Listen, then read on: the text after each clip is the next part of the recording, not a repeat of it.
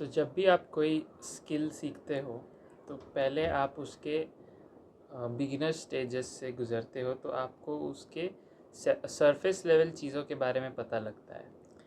तो आज की वीडियो में हम ये जानेंगे कि हमें कोई भी चीज़ तभी क्यों समझ में आती है जब हम उसमें बहुत ज़्यादा अपना टाइम बिता देते हैं।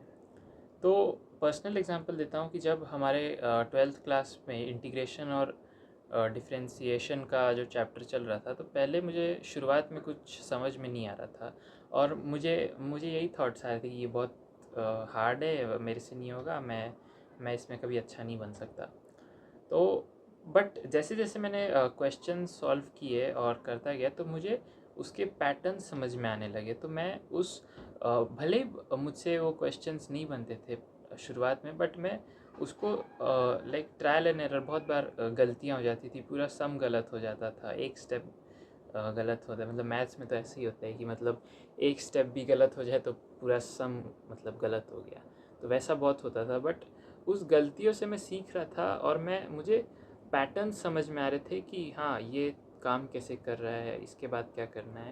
यही इमर्शन जो होता है वो किसी भी आप टास्क में अगर यूज़ करोगे तो उससे आप पैटर्न रिकग्निशन डेवलप करोगे जो फर्दर आपके उस टास्क को ईजियर बना देगा इन द फ्यूचर। अगर आप हमेशा शॉर्टकट्स यूज़ करोगे, हमेशा सोल्यूशन पहले ही देख लोगे और प्रॉब्लम के साथ कभी बैठोगे नहीं, तो आप उस प्रॉब्लम को कभी समझ नहीं पाओगे। जैसे एग्जांपल देते हैं, जैसे कोडिंग का, मतलब मैंने किया था थोड़ा टाइम बट अब नहीं करता हूँ। तो उस कोडिंग में मतलब आपके पास एक प्रॉब्लम है कोड का, और आपने उस प्रॉब्लम के साथ बैठने के बजाय आपने चैट जीपीटी किया और कॉपी पेस्ट करके कोड फिक्स कर लिया, बट आपने उसको कभी उस चीज़ को समझा नहीं। हाँ, पहले आपको समझ में नहीं आता एट द इनिशियल, मतलब इनिशियल फेजेस में आपको वो चीज़ समझ में नहीं आती, आप अटके रहते घंटों तक, बट वो चीज़ ही सबसे ज़्यादा हेल्प करती है। और ये काफ़ी काउंटर इंट्यूटिव लगता है, बट चीज़ें ऐसी ही काम करती हैं कि जिस मोमेंट में हमें गिव अप करने का मन होता है ना, वही फेज़ सबसे इम्पॉर्टेंट होता है और वही फेज़ हमें सबसे ज़्यादा सिखाता है उस स्किल के बारे में। हमारा ब्रेन जब भी चीज़ें मुश्किल हो जाती है तो क्विट क्यों करता है? क्योंकि ह्यूमन ब्रेन जो होता है वो एक प्रिडिक्शन मशीन है। तो उसे हमेशा जानना होता है कि आगे क्या करना है, आगे क्या करना है, आगे क्या करना है। बट जैसे आप किसी प्रॉब्लम में फंस गए और आपको कोई सोल्यूशन नहीं दिख रहा है, तो ब्रेन उस प्रॉब्लम को डिस्कार्ड कर देता है कि मतलब उसमें बहुत ज़्यादा कॉग्निटिव एनर्जी यूज़ होती है।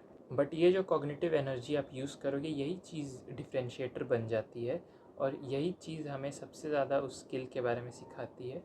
और फिर उससे पैटर्न्स बिल्ड होते हैं और आप फिर उस स्किल को इन अ वे इंटरनलाइज कर लेते हैं अपने अंदर। तो ऐसे चीज़ों को अप्रोच करना चाहिए। तो फिर मेरे लिए वो क्वेश्चंस इजी क्यों हो गए? क्योंकि फिर मुझे पैटर्न समझ में आ गया और फिर ब्रेन को जो चाहिए था वो मिल गया।